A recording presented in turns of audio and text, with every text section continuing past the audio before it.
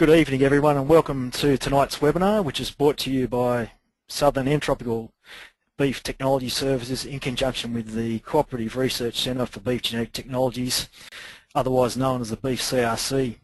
My name is Christian Duff and I'll be chairing tonight's webinar. I've taken over from Philip, who has chaired the last 5 webinars, and we thank him for that. Your main presenter tonight will again be Andrew Byrne, and I would also like to welcome back Dr. Mike Goddard, who joined us for the first webinar in this course, and he is again online to answer your questions regarding tonight's topic, which we'll talk about in a second.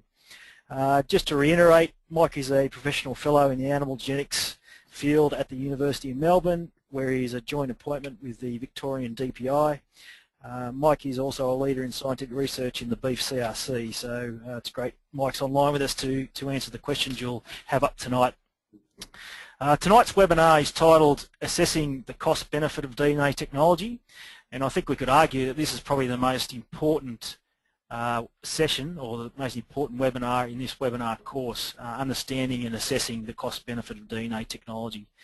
Okay, thank you very much Philip, and good evening everybody. So as Christian mentioned, tonight's webinar we're really going to go through and start to discuss some of the considerations that we think you need to make when you look at applying, or whether, first of all, whether you apply DNA technology within your operation, and also how you're best to apply that. So to do that, I've broken the sessions up into 2 major areas. So the first section, really want to just go through and review the role of DNA, where it fits within your breeding program, and the benefits that it has the potential to offer you. So I guess we'll go through, why to apply the technology first. And then the second part of the presentation, I really want to analyse 2 different case studies which have been developed that go through and assess, or do the maths, if you like, of actually going through and assessing the cost benefit of you doing DNA technology. So what return on investment may you receive from DNA technology? So that's where we're heading tonight, and as Christian said again, I'd really encourage you to send your questions in. So as we've been across the webinar series, we've outlined a whole of different potential applications of DNA technology. So we've had different webinar sessions on applying it for parentage verification, for using it in the management of genetic conditions, for how we might look at changing qualitative traits or type traits such as horn, polled and coat colour. And last week we went through and looked at how we could use DNA technology for the improvement of our production traits. Now tonight's webinar, unfortunately due to, I guess, time limitations, we're really just going to go and focus on actually the cost benefit of applying it for the production traits. So we could do a similar thing for the first 3 applications of DNA technology, and certainly some of the processes which we go through tonight you will be able to relate to that, but we will be primarily concentrating on the production traits. So if we consider the role of DNA technology and where we may be able to apply this within our breeding program for the improvement of production traits, I put this slide up last week and I thought it was worthwhile to start with it again. If you're looking at assessing the utilisation of DNA technology as a replacement for your current technologies, then I really think you're looking at it the wrong way.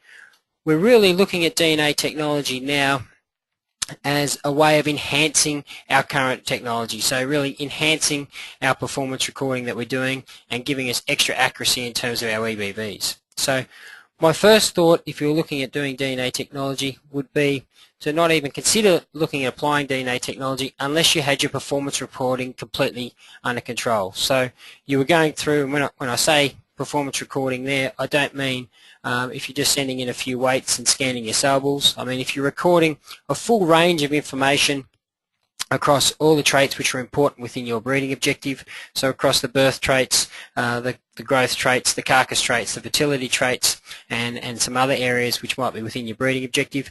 If you're recording a thorough amount of information across all those areas and recording it on as many animals within your breeding program as possible, then that's when I think you're in a position to start considering how we can perhaps enhance what we're doing with the utilisation of DNA. If you're not in that position, then I really think you are risking putting the cart before the horse, so to speak. I guess why do I stress that point, and that the important thing to consider is that the DNA tests for production traits that have been developed so far are not explaining very much of the total genetic variation. So if we consider a trait, say with a heritability of around 30%, so we'll consider that to be indicative of probably our growth and some of our carcass traits. So if we looked at the variation in performance of animals within a mob or within a contemporary group, so we've got all the animals saying 400-day weight on the same day. We've made adjustments for age, differences in the age of dam, and some other fixed effects. Then if we look at the variation that's left, how much of that is due to the animal's genetics and how much of that is due to environmental or non-genetic factors, we can say, well, it's around 30% that is due to genetics. So how much of that genetic variation is actually being explained by the DNA tests? We can see at the moment we don't have DNA tests which explain a considerable proportion of that. So the beef CRC, the objective that was revised at the 3-year mark or the halfway mark of that project was to go through and develop DNA tests by June 2012 that accounted for 15% of the genetic variation for a range of economically important traits. And that was a big change from the start of the CRC, when the initial objective was to account for 50% of that genetic variation. That's really, I guess, shown a bit of a change as we've learnt more about DNA technology and the fact that we don't have these big genes which are having big effects on the different traits. That we're now looking at this DNA not to replace what we're doing, but to really enhance our performance recording and improve the accuracy of the EBVs. And that leads us into the concept which we discussed last week, that the role of DNA technology, or the most beneficial application of it, is to include that DNA information into our current genetic evaluations, so include it with the pedigree, the performance information, to calculate marker-assisted EBVs, or just EBVs with a greater accuracy. So the main benefits of DNA technology, as we hinted there, is really within your breeding program, you look at applying DNA technology as a way of increasing the accuracy of your existing EBVs. And the extra accuracy, or the potential for extra accuracy, really differs across the different traits. So it's particularly useful at this stage, or has particular possible benefits for traits which may not be able to be measured on an animal when they're at reaching breeding age. So if we say there we can measure it early in an animal's life. So if we look at most of our animals, if we consider them at breeding age, the earliest that we're looking at is using yearlings to have calves hitting the ground when they're 2 years of age. So are there traits which we can't measure on those animals by the time they've reached yearling stage? So particularly for, I guess, some of the female traits, so if we're looking at bulls, trying to get an estimate of their genetics for female fertility of their daughters, for the milking ability in their daughters, etc., then DNA technology offers us with great potential to increase the accuracy of those EBVs. It also offers us an alternative, if you like, or way of getting information in on traits that are costly or difficult to measure, but are very economically important. So if we consider there, we might consider some of our meat science traits, so perhaps yield, meat tenderness, or if we look at things like net feed intake or feed conversion. So there's a potential application, particularly in those traits as well.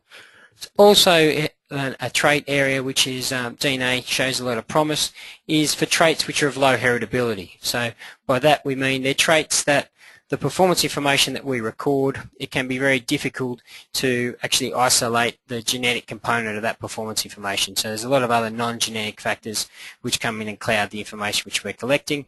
And I guess a good example of that would be our calving ease or our female fertility traits. The other advantage, I guess, which we talked a lot about last week, was applying this DNA technology within small herds, where small herds may have difficulty collecting performance information that's effective from a breed plan evaluation point of view due to their small contemporary group size. Then DNA offers them with great benefits. So those benefits there, I think, really go through and just put the thought process in place as to where you can get the most out of this technology at the moment within your breeding program. Now, when we say I guess the thought process there about when we're going to go through and assess how we can use the DNA technology in those different areas.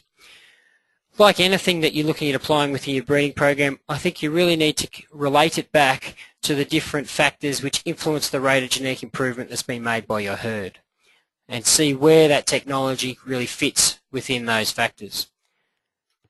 So one of the things which is often put up, it comes up in a lot of the genetics textbooks, if you like, there's a formula that I put on the screen there which describes, if you like, the influences on the rate of genetic progress which will be made within a breeding program.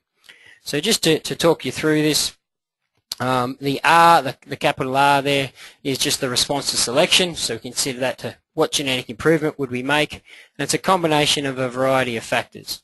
The first one is our selection intensity or selection differential. So really that's just saying that the higher our selection intensity that we have within our breeding program, the more genetic progress we can make. And you can consider selection intensity, I guess, if you had 100 animals to choose from and you only retained the top 5, then you'd have a higher selection intensity than if you retained the top 50. The next factor is the accuracy of selection. So how accurately are we identifying those animals which are genetically superior? And obviously the more accurately we identify them and then select them within our breeding program, the more genetic progress which we'll make. The next factor there is how much genetic variation. See, the more genetic variation which exists, the more potential there is to make genetic improvement. If we have a trait where there's very little difference between animals, then it's a lot harder to make genetic progress and it's going to take us a lot longer. And the last factor is the generation length. The more we turn our animals over, if we're making genetic progress, the younger animals will be genetically superior and we make more genetic improvement as a result. So that's a bit of a standard formula which is used. For those of you who've been to our previous courses, particularly our Take Stock Workshop series, the formula which we put up there was slightly different. I think from memory it was selection differential times heritability divided by generation length. All we've really done here, it's exactly the same formula, but instead of selection differential, it's represented as selection intensity, and the heritability is broken up into the two components, how much variation there is and how accurately we select on that variation. So when we start looking at applying DNA technology, I think it's very important that you consider, well, where does DNA technology fit within that formula? So what factors is it going to influence to enable me to make more genetic improvement? So if we consider the first part of it, the major advantage of DNA technology is to increase the accuracy of selection. So as we talked about, get more accuracy into our EBVs, and that's particularly relevant there for traits which aren't currently measured but are important within our breeding objective, and also traits which we struggle to measure at the moment because they have, or to identify genetically superior animals at the moment because the performance we're measuring has relatively low heritability. So and I think that's the real key to this DNA technology. You'll be looking at this, well, how much accuracy of selection are we going to improve? How much does that then relate to extra genetic progress? And is the benefits of the extra genetic progress, does that outweigh the cost of the DNA test? The second area where DNA technology may fit within that formula is to actually increase our selection intensity. If we have the potential to use DNA to screen more animals, then we may be able to actually increase our selection intensity. And the third one is, because we can take measurements on younger animals, does it allow us with the potential to decrease our generation length? Now that's I guess that's not a given that we will use DNA technology to decrease our generation length. Obviously it's been one of the major advantages which the dairy industry has got. In the past they were proving their bulls through progeny tests and not using those bulls widely until they had gone through the progeny test program, so they were already quite a considerable age. In the case of the beef industry, there is a lot higher use of younger, unproven bulls, so the potential to use DNA to decrease our generation length is not quite as high. However, if you're using a breeding program where you're predominantly using older bulls, then obviously if you can get higher accuracy EBVs on younger animals and use younger bulls, then you've got the potential to decrease the generation length. The other area where some of our other species are also using that, in the case of the sheep industry, they're already starting now to use ram lambs. So obviously if we can decrease our age, I guess at the moment people are starting to use yearlings. If we could use animals younger than that, then there's potential to decrease our generation length as well, simply by getting a higher accuracy or a reasonable accuracy of the breeding value of those animals at a younger age by using DNA before we're at an age where we can measure the performance on those.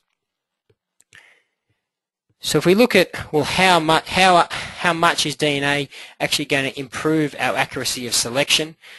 The following graph I just put up on the screen, I apologise about the quality of it, it's a bit blurry. But this gives you an idea as to how much extra accuracy you would get from DNA tests of different, or explaining different amounts of the genetic proportion. So the first line there, the green line, that is the increase in accuracy that you would see for a DNA test which had an accuracy of 20%. So that's not the amount of genetic variation that it explains. I should clarify that it's a difference. It's that we've looked at basically the genomic breeding value that had an accuracy of 20%.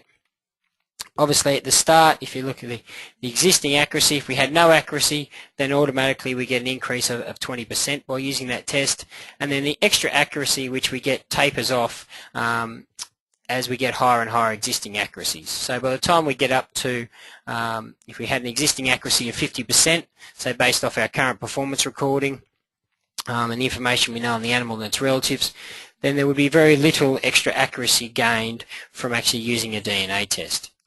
The red line is obviously the DNA test is getting or explaining more of the genetic variation, so now it has an accuracy of 40%. And you can see we get a lot greater increase in accuracy if we had an existing accuracy of 50% than the other one, and we also get that doesn't taper off quite as quickly.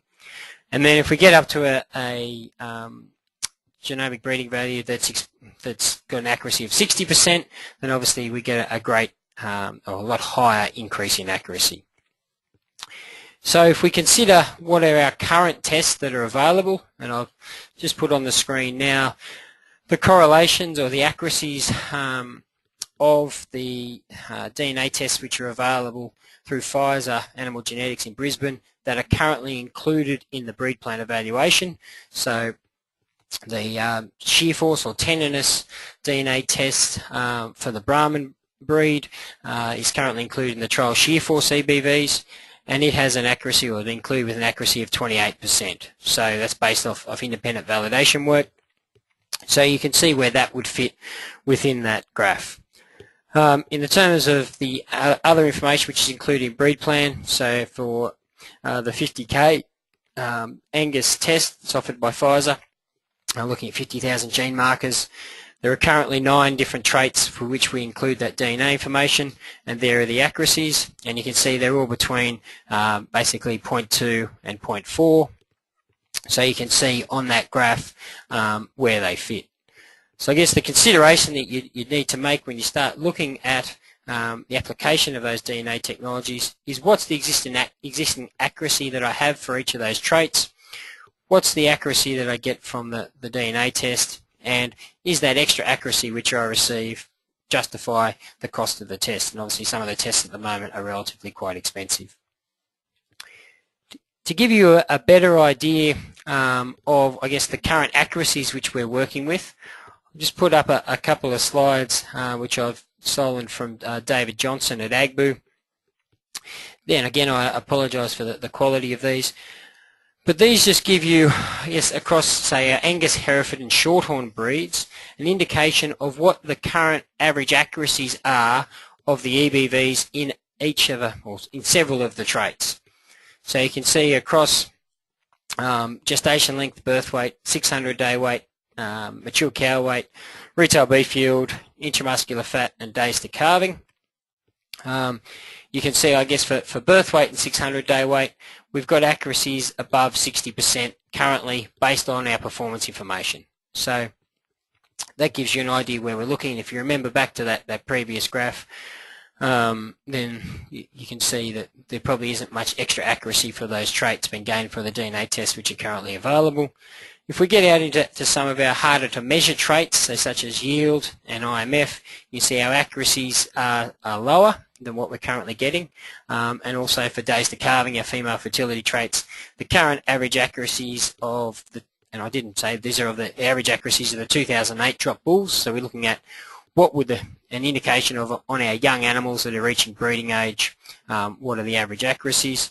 So you can see for days to calving, there's a bit of difference between the breeds. But if we look at Angus, say they've got an accuracy of about 35%.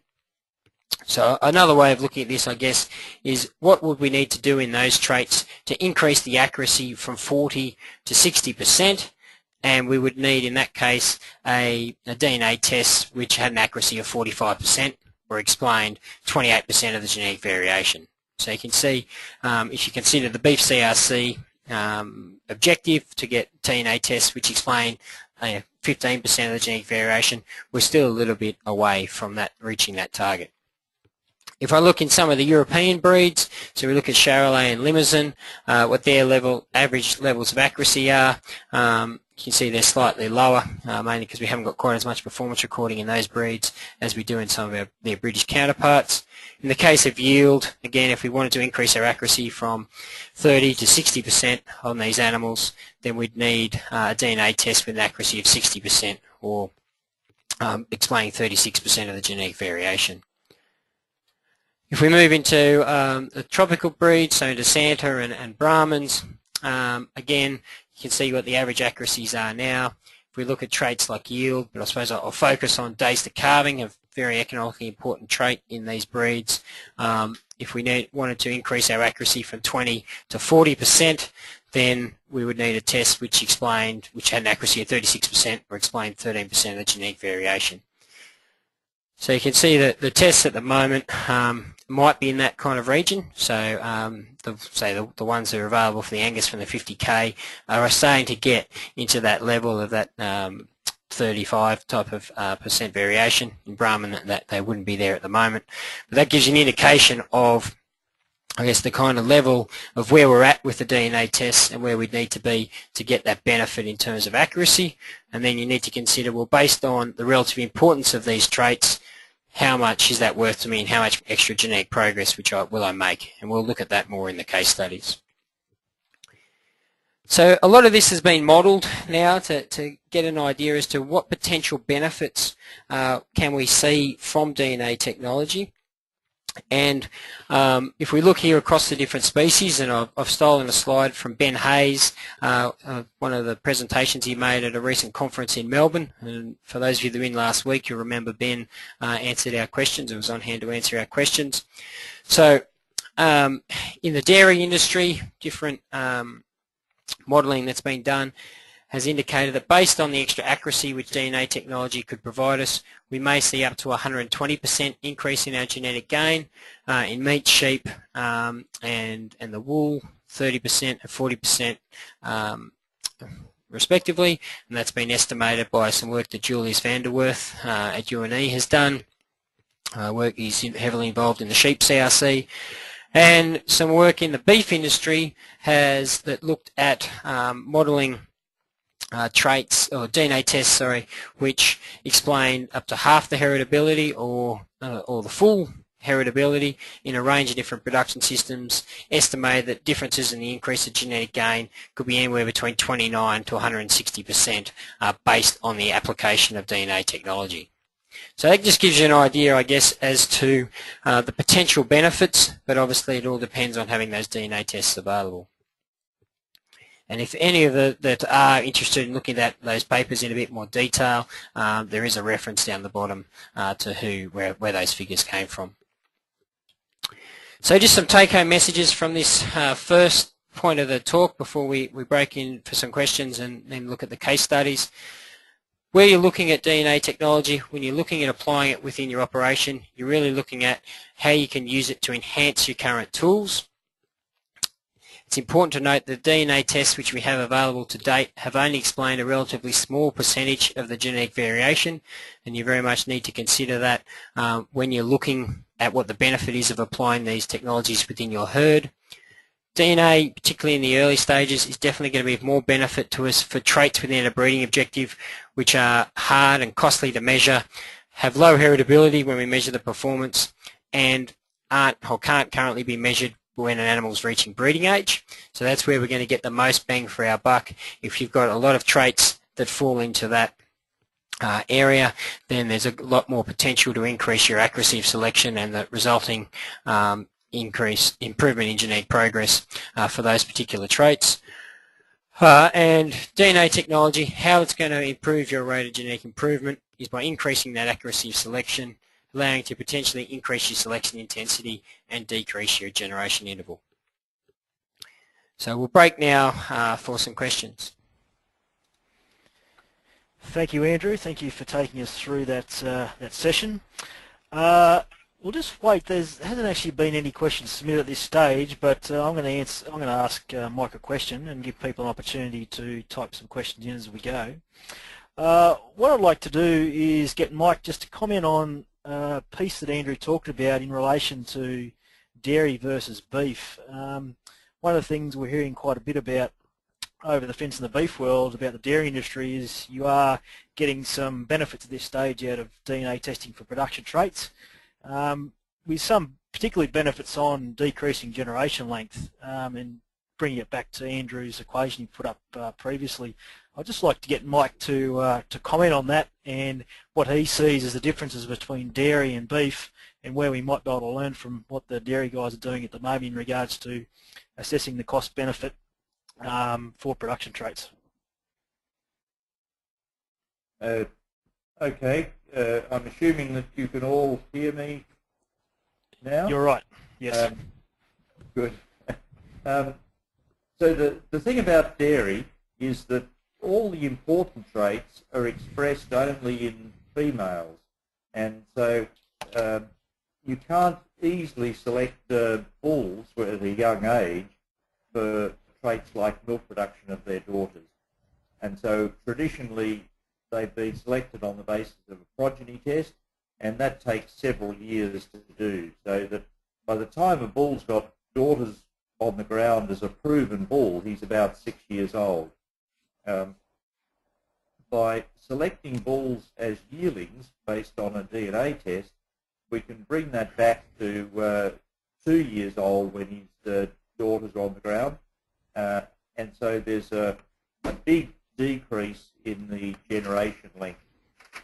The tests based on DNA are not as accurate as a progeny test, but you get them so much earlier in life that it's still worth it. So for a dairy situation, the value of the DNA technology is very obvious. Dairy benefits from another factor as well, is that they have very good data from which to develop these DNA tests. There are thousands of Holstein bulls who have a progeny test and have been genotyped with the 50,000 SNP chip. So within just one breed, there are thousands of accurately evaluated bulls, and we just don't have that within any of the beef breeds. So beef suffers from two disadvantages. One of them is that we don't have such good data from which to estimate the prediction equations using DNA to predict breeding value, and the other is not really a disadvantage for beef, but it's a disadvantage for the DNA technology, is that some of the traits that are important in beef, like growth rate, you can select on the bull himself. You don't have any trouble. But we still do have quite a number of traits in beef cattle that are difficult to assess on a yearling bull. Obviously, the fertility that you'll pass on to his daughters, the calving ease that you'll pass on to them, and even some of the traits like marbling. Although we can scan young bulls, it's not as accurate as, say, doing a progeny test, and so there's still an advantage in having a DNA prediction of breeding value for marbling and meat yield and tenderness, for example. Thank you, Mike. Thanks for those comments on the differences between the two industries. We do have a question here, and I'll let Mike attempt to answer this one first, and Andrew might want to comment as well. I'm not sure whether this has been covered in previous sessions of this webinar, but basically there's a question asking about the effect of myostatin variants as a major influence on production traits in beef cattle. I guess that relates to Andrew's comments, primarily suggesting that the current DNA technology for production traits isn't accounting for a lot of variation. I guess his question is a line of what about the myostatin variants and some of the milder variants which don't cause the double muscling. One might be the F94L variant we see at high incidence in limbs and cattle. So Mike, did you want to have a go at answering that, and maybe we can also ask Andrew to comment if he likes? I think the questioner is right. This is an exception to the rule because if you had the 11 base pair deletion that Belgian Blues have got, if you had that segregating in an Angus herd, then it would explain quite a bit of the variation in muscling.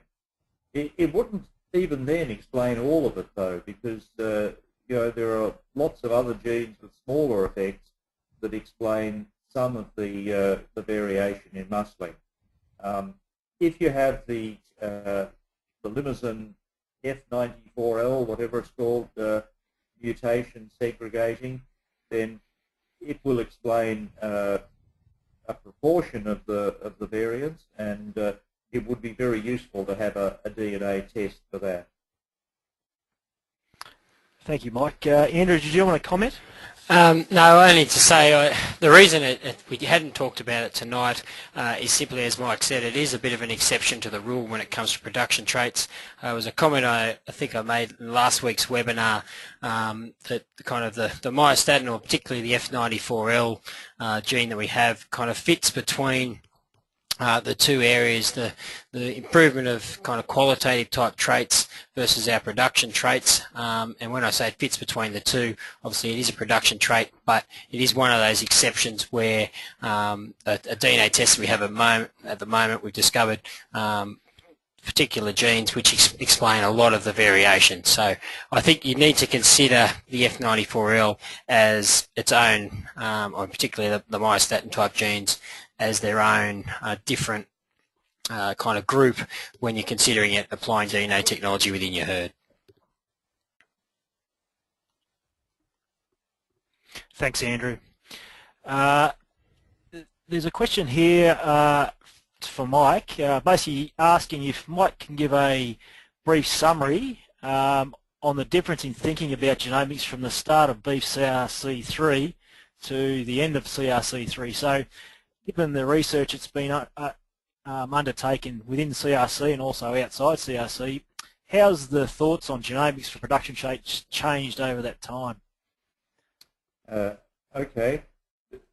This inevitably is going to sound like a bit of an excuse from me, because it is. When we were planning CRC3 back in about 2004, the conventional wisdom was that we would only need to find 5 or 10 of the most important genes for each trait, and that would explain half of the variation in those traits. That was based on a bit of success in for example, tenderness in Brahmins, and knowledge of things like these double muscling mutations that you've already talked about. It turned out, once we were actually able to do the experiments, that we had been much too optimistic. The only excuse I could make is that everybody else in the world was wrong in the same way.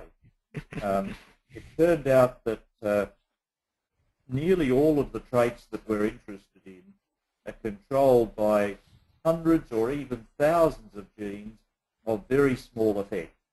And so the idea that if we found 5 or 10 of them, we could explain half of the variance in the trait, it just had to be thrown out the window.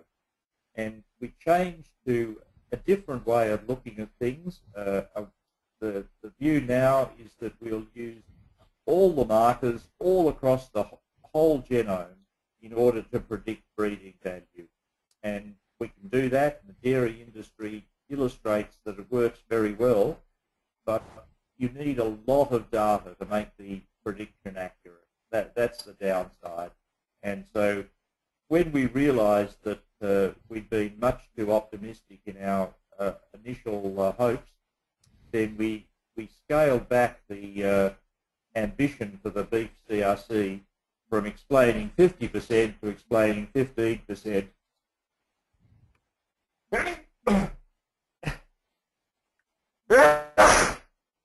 Oh, I'm sorry, everybody, I've got hay fever. We scaled back our ambition from predicting 50% of the variance to explaining 15% of the variance, and that will still give us an accuracy of about 40%. So if we're successful in our ambitions for the beef CRC, we'll deliver DNA tests which have an accuracy of about 40%. Thank you, Mike. Very, very good and brief answer. What we might do now for time, we might now hand back over to Andrew to take us through the second part of this presentation. For those of you who have typed in questions, we'll try and get back to those at the end of this presentation. So, Andrew, back over to you. Okay, thank you, Christian, and thank you, Mike. So what I now want to run you through are 2 case studies which have been developed which really assess this cost-benefit of applying DNA technology within our herd. So the first one I'll put up was developed by Alex McDonald. Alex will be familiar to a lot of you as the General Manager of the Australian Limbers and Breeders Society. He also has a role within our Southern Beef Technology Services project, and he presented a paper at a recent conference in Melbourne which put up a case study example that tried to, I guess, have a look at the cost benefit of the DNA tests which are currently available today. So not the specific tests, but DNA tests that explain about the relative percentage of genetic variation of the tests which are available. And the second one was by Alison van Uneman, who's an expansion specialist within the University of California in the US. She's Australian born, and she did some work over here with the beef CRC 18 months or so ago, and she's got a paper which was published in the Journal of Animal Science. So for those of you who really want to get your teeth into Alison's study, and it is quite a complex study, I'd encourage you to download that particular paper there. And we will obviously send around these slides afterwards, so if you don't get a chance to note it down now, it'll be in that information. So the first case study which Alex developed really went through and looked at the cost benefit of utilising DNA technologies in 2 different breeding programs. And at the level that Alex was looking, he was just looking at what's an idea of the additional accuracy of selection we're going to get and the extra genetic progress that will result in. So to do this, he used a product called MT Index, or Multiple Trait Index, which has been developed by Julius Vanderwerth at UNE. It was quite a simple study which Alex did. It assumed that, or looked at the difference, I guess, between recording a range of performance information and then actually going out and DNA testing all those calves. So we were limited by the MT Index software at the time as to, or Alex was limited there as to whether he could look at just looking at, say, DNA testing just the male calves or a portion of the male calves, as he had to model in there, basically use all calves being tested. So some basic statistics which were included in there was a 400 cow herd. They were calving down at 2 years of age. The cows were being retained until they were 10 years, and there was a 2% joining ratio. So he was looking at basically it was a self-replacing herd, just using bulls that they bred themselves, and trying to breed a total of 8 bulls a year. So the first thing that Alex looked at here in this study was an example of a domestic market kind of self-replacing index. So different breeds all have their subtly different indexes, but this is basically looking at a kind of supermarket or domestic market self-replacing index to be indicative of what is reported in a lot of our breeds. So the first thing that looked at was just the accuracy of the index, if you like, so we can relate that back to our accuracy of selection. Totally independent of DNA technology, but the extra benefit which would be gained by recording different amounts of performance information. So obviously in this case, based on the traits which are important in that breeding objective, if we were just recording weaning weights, then the accuracy of that index would be 15%. If we then start to record birth weight and get some information on the calving traits, that accuracy would jump up to 24%. If we started recording calving difficulty scores and gestation lengths from ABRI records, that would go up to 33%. If we then started to scan their animals, then that accuracy would go up to 36%.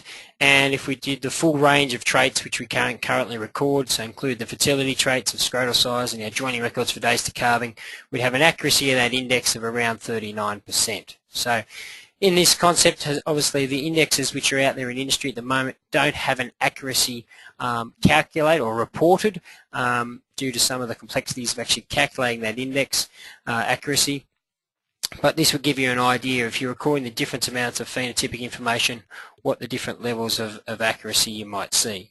So the message out of that, first of all, was obviously there was a lot of gains which could be made just by improving the performance recording that you're doing and recording a full range of traits that we can, of all the traits, which are as many of the traits as possible within the breeding objective, gives you a lot greater accuracy of selection than, say, if you're just recording weaning weight information. If we then add in the DNA information, so as I said, we're going out and DNA testing all calves, what's the extra accuracy which we get? So obviously for herds who are doing no recording before, we jump up and we're assuming in this case, as you would say, that our DNA tests across the different traits are giving us an accuracy of the index of around 20%. So, and that's indicative, I think, of the current tests which are on the market, particularly in the Angus breed for the 50K. We probably don't quite have that level of accuracy in across the different traits in the breeding objective based off the 55K test which I discussed last week that Pfizer are offering in some of our other breeds. So if we go across there, obviously that it increases as we go across the traits. So the more performance information, the higher the accuracy that we see. But really the other key message that we look at there is how much extra accuracy do we get, and obviously you get a lot greater bang for your buck, if you like, or benefit from the DNA technology the less the performance information that you're recording. So if we're just recording weaning weights, our accuracy goes from 15 to 23%, so there's a benefit there of 8% extra accuracy, whereas if we go out to the herd who may be recording a full range of performance information, it goes from 39 to 41%. So we only have a 2% increase in the accuracy of selection. The next key thing that Alex looked at in his study, or in this case study, was, well, that's the accuracy side of it. What does that mean in terms of our rate of genetic progress? So if we consider from just the performance traits, the different accuracy there in terms of the potential genetic improvement which could be made. And this is a potential per year, so it's looking at how much improvement can we make in basically our index value of our animals per cow mated, but on a per year basis. And obviously this would be just selecting on the index alone and having no other criteria within our selection policy. So if we're just collecting weaning weights at that 15% accuracy, we have the potential to make $2.64 a year genetic progress, and that increases as we increase the amount of performance information through to the potential for $7 per year. So that's obviously a lot greater than our current rates of progress which the industry is making, but it shows you that the different potential, and we do have herds which range across that amount of progress that they're making, and some of our leading herds are making that $6-7 per year. If we put in the DNA information, the extra accuracy that we get, as we put on the first slide, but now what that would result, you see obviously the same kind of message is there, that at the lower levels of performance recording we get more bang for our buck or more improvement based on including the DNA information. But I guess that the message there would be we need to consider, well, we can get that benefit from using the DNA information, but we also have the ability, if we were just recording weaning weights, to record more performance information. So what's more cost effective? How much does it cost us to record that extra performance information versus how much does it cost us for that DNA test, and what's the relative benefits that we see in terms of our rates of genetic improvement? Obviously, if we were right up and we're recording a full amount of performance information that we currently can, so we had our $7.08 progress per year, that goes up about 48 cents there. So that extra 2% of accuracy of selection results in an extra 50 cents a year. So that's an indication in a kind of a standard domestic market situation. If we look and look similarly at an export market, so different same traits but slightly different weightings or relative importance within the breeding objective, then we have a similar trend as to what we saw in the first domestic market example. So if we just look at it, including our increasing our rate of our performance recording, we can improve from, say, just 2% on weaning weights, and that's obviously it's a lower accuracy in this case because some of the traits which are harder to measure in the export market would have relatively more importance. So if you take marbling, for example, may not have as much relative economic importance in the domestic market, but obviously in the export market it does. So the relative importance of weaning weights is less in the export situation versus the domestic market, and so our accuracy of selection, or the accuracy of the index, is lower. So just by recording or increasing the amount of performance recording we're doing, we can go from 2% through to 30%. If we start to collect, instead of just weaning weights, a full range of weights, calving ease, carcass, scanner, fertility information. And likewise, if we put DNA information there, in this case, the test is an indication of just explaining around 15%. It's an accuracy of 15%, I should say. And that obviously can improve across the different things to different trade areas up until 32%. But likewise, if we look at just doing weaning weights, there'd be 13% extra benefit for putting that DNA information in, and from if we're doing a full range of information, there'd be an extra 2% value from the DNA information. And in terms of the economics, or how much genetic progress that results in, obviously, if you're only doing weaning weights, there would be a lot of extra gain from including the DNA information. However, if you're recording a full range of information, then the extra bang for your buck which you get there is around 70 cents, or just less than that. So again, the message I'd again take out of that slide would be, if you were in that weaning weights only situation and you were making, or had the potential to make 58 cents per cow mated per year, then you'd be looking at what can I get, what's the most cost-benefit method of improving my rate of genetic progress, and there's a lot of gains which can be made from performance recording before you start to come in and start considering, well, how can I use DNA technology? The second case study which I have up there is obviously done by Alison van Uneman.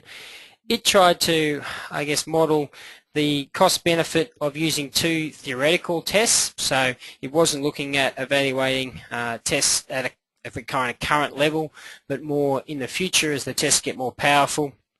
What would the cost-benefit be? So there was one test which explained 100% of the heritability, and another test which explained 50% of the heritability. And that's mainly the results which I'm going to put up there tonight for you. Again, Alison's stuff was based on the MT Index software developed by Julius. I think she also used a few other bits of software that were available. But what Alison did was she tried to take this to the next level. So not just look at what the level of accuracy was and therefore the resulting genetic progress, but how much was that genetic progress worth across the whole production chain, and therefore how much how much was that benefit, say, per test. So really starting to look at, well, what was the benefit per test versus the cost of the test, to see where we'd need to have these DNA technologies up to, how much genetic variation would they need to be explaining before they broke even effectively. So in this case, again, Alison was assuming that all calves were DNA tested. She had some fairly similar herd statistics. In this case, there was a 600 cow herd. Obviously, there were 267 bull calves being created each year. 8 of those were being retained within the stud herd, and there was 125 bulls being sold into the commercial world. And obviously, there were benefits out in the commercial herds and through the rest of the production chain. So she was trying to capture what the benefit was across the whole beef industry. So very similar type of results if we put those up here. Again, we'll put up the accuracy of the index first of all.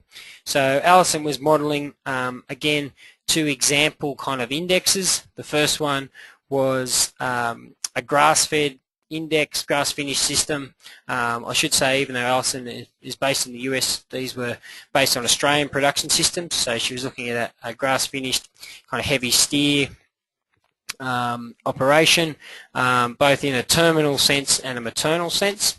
So basically self-replacing or terminal herds, and also an index that looked at animals going into a feedlot and quite a long feeding kind of program, I think for around 200 days. So again, self-replacing in terminal situation. So you can see there, in terms of the performance recording they were doing, they were adopting kind of best practice performance recording. So across a range of different traits, similar to that last box that we would have had up in Alex's case studies. So we see there the accuracies, again, varied between the different production systems. The extra accuracy that we got in the grass finishing system, in the self-replacing herd, there was 6% extra accuracy gained from having a DNA test which explained 50% of the heritability. In the terminal one, there was an extra 8%. In the feedlot one, again for maternal there was an extra 8%, and for the terminal one there was an extra 6% genetic variation, so the other way around there. So that gives you an idea as to the extra accuracy which we would see. Alison's work then went through, as I said, and looked at, well, what was the extra benefit which was from that genetic progress that we saw as a result of that extra accuracy. So this here looks at, I think there was 125 bulls that were sold into the commercial herd. How much benefit was gained by those commercial operations, and also the people, obviously those animals, in the case of the feedlot, were going into the feedlotting sector. So it was looking at the whole profit of those animals across the whole chain of those bulls that were going out in the commercial industry. And it was relating that benefit back, looking at the total benefit divided by the number of tests which were done to give us an idea of what was the benefit per test. So in the case there you can see that it ranged from around that $30 through to $67 per test just from the commercial industry. Within the stud herd, so how much extra benefit was gained from the extra genetic progress which was made by the 8 bulls which were retained within the breeding herd. And you can see there was extra benefit, so that ranged from $110 through to $190 across the different production systems. If we add those up, you can see that the total benefit of the DNA tests, and again I'll repeat that this was looking in this case at a DNA test which was explaining half the heritability, so it's significantly more than the test that we currently have on the market, but the benefit of those tests was around that $150 to $250 mark. So you consider in Alison's work she was looking at, that was the benefit. If we have, we'd need, I guess, DNA tests which were cheaper than that, explaining that amount of the genetic variation for there to be a cost benefit of doing the test in this example scenario. So I guess if you consider the tests, the main ones on the market at the moment are those Angus 50K tests available from Pfizer, which are currently being retailed at that $150 mark or around there. So you can get an idea as to some of the sums that you need to start doing in terms of the cost and the benefit. One key point about that benefit that we need to make in Alison's work is that not all of that benefit was obtained at the producer level. So a lot of the benefit was actually in those traits which were very hard to measure at the moment, so such as dressing percentage, saleable meat yield, marble score, etc., where a lot of that benefit was actually within the processing sector. So if we start again looking at those values, then I guess it's like a lot of our genetic improvement at the moment. You're looking at whether it's a perfect industry model at the moment where all the benefits at that processing sector are fed back to the commercial sector and the stud sector, and that you're actually, if you're wearing all the cost of that testing at the stud sector, whether that benefit is being given back to you. So another thing you just need to consider in that cost benefit, but I don't think that's unique to our DNA technology. It's just the industry that we're working within. So some take-home messages from all of that. The first thing, obviously, as I've said quite a few times, is the main benefit of DNA technology within the operation is to increase the accuracy of selection, and that increase in the accuracy of selection will result in an increase in the rate of genetic progress. And I say all this, it's obviously relying on the fact that if you improve the accuracy of the EBVs, then you're then going to select your animals based on EBVs as well, or use that in your selection. If you increase the accuracy of your EBVs and then use criteria within your breeding program, totally unrelated, then obviously you're not going to obtain the benefits. And the improvement in the rate of the genetic improvement which results, you need to balance that benefit with the cost of the DNA test, but importantly at the moment as to, well, what other options may be available to me to increase the accuracy. Obviously DNA test is one of them, but in a particular case, in a lot of herds, I suspect more performance recording will really offer at the moment a far more cost-effective option. When you're looking at assessing the cost benefit within your operation, then it's really enterprise specific. So it really depends on what traits are within your breeding objective, what the relative importance of those traits are, and how easy it is to measure those at the moment, and at what age you can measure them. So I guess what the current accuracy of our EBVs are, and that reflects also into what our current performance recording practices are. And it also, when you're looking at the cost benefit, then you also need to evaluate, I guess, what value you receive for making genetic progress. So if you put all this investment into making more genetic progress, when you sell your bulls, are you actually being rewarded with more money, I guess, for your sale bulls? So are you getting value back for the investment in genetic improvement?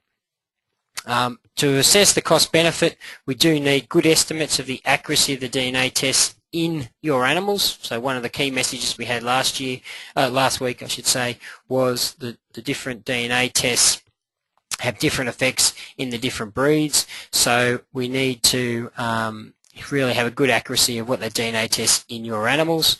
And as I say, at the moment, the DNA tests which we have are only explaining a relatively small percentage of the genetic variation, and you need to take that into account.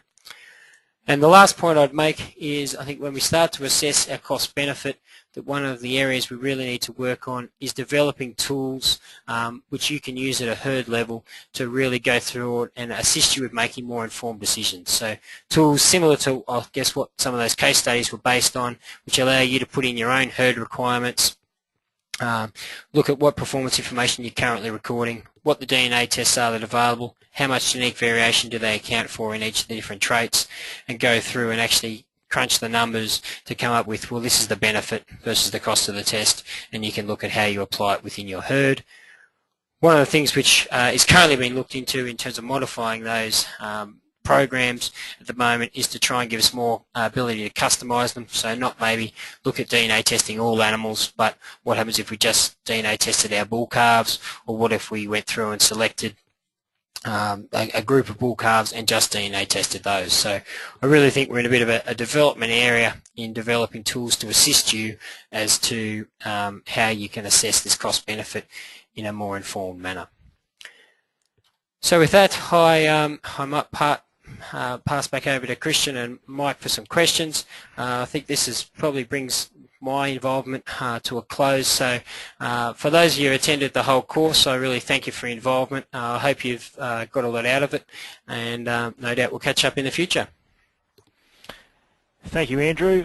You thought it was going to be the end of what you had to say, but I'm actually going to throw this first question to you to comment on first before I then give it to Mike.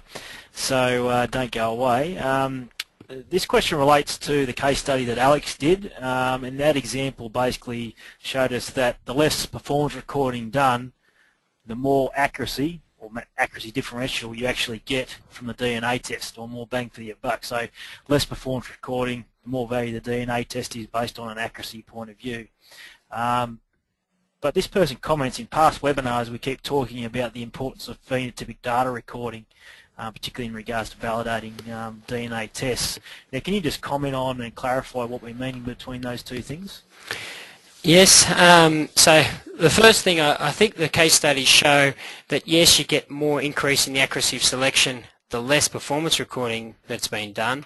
However, the other things that they show to me is there's a lot of gains which can be made at a relatively low cost by increasing the amount of performance recording. So at the moment with the tests that are currently available, being around say $150 in the case of the Angus 50K, then it is a very high cost to do some DNA testing, and there are probably a lot more cost-effective options that you have available to you by increasing the rate of genetic progress, by increasing the amount of performance recording that you do. In the case of the past webinars which we've done, obviously I think it really demonstrated the importance of phenotypic data or performance information to actually calibrate the tests in the reference populations or the research populations. So I guess what the whole summation of this, what it's telling me, is performance information is really critical in developing these tests, and it's also very critical, or a very cost-effective way of improving the accuracy of selection and the rate of progress that you're making within your herd. Thanks, Andrew. Do you have any comments on that question, Mike? Well, you need to have performance recording of somebody in order to develop the prediction equations that predict the breeding value from DNA genotype. So somebody has to do it. Alex's calculations were essentially for a free rider, somebody who's not doing any performance recording themselves, but is utilizing the prediction equations that have come from somebody else's performance recording. So that's why there appears to be a disagreement. But you need the people who are developing the prediction equations, whether that's the beef CRC or Pfizer, they have to have real phenotypic records in order to develop those prediction equations. The people who are using them, of course, their benefit from performance recording is different. It's not to get the prediction equation, it's just the ordinary benefits of performance recording, making your EBVs more accurate. Mike, we might just have to get you to sit a bit closer to your microphone. We're just having a few people commenting there, finding it really hard to hear you, so I'm not sure whether you can manage to do that, but we'll continue on anyway with another question. There's one that came in, it probably refers more to the first part of the presentation, but it's a good question nonetheless. It's basically saying in the beef industry we have breeds like Angus or Brahmins that use genetics internationally, so they might, for example, in Angus they might US or Canada or South Africa or so on, but they still have different genetic evaluations as such. So is DNA testing, is it going to be a way that we can get around having to try and interpret the different EBVs around the different countries when we're trying to select size internationally? Is DNA technology for production traits a way we can help make that decision easier?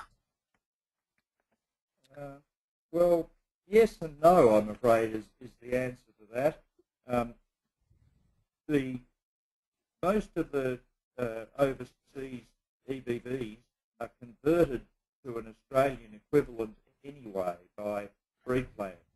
So really, without DNA testing, all you need to do is look at the breed pre-plan EBV, if that's got a conversion from America or wherever else you're importing semen or animals from. So there's a solution to the problem already. The solution could be made better if the genotypes for an American bull, let's say a bull who's standing in America, he has a 50K genotype done.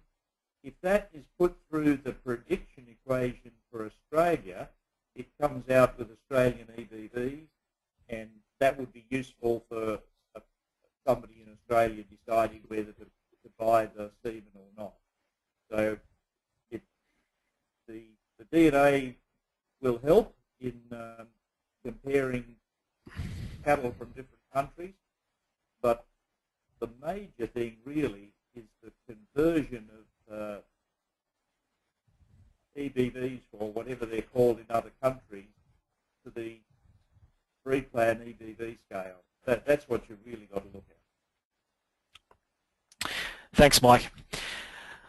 Well, time's getting away from us, and I know we could sit around all night answering and asking questions, particularly of Mike, because he's full of knowledge, but we might have to finish up there.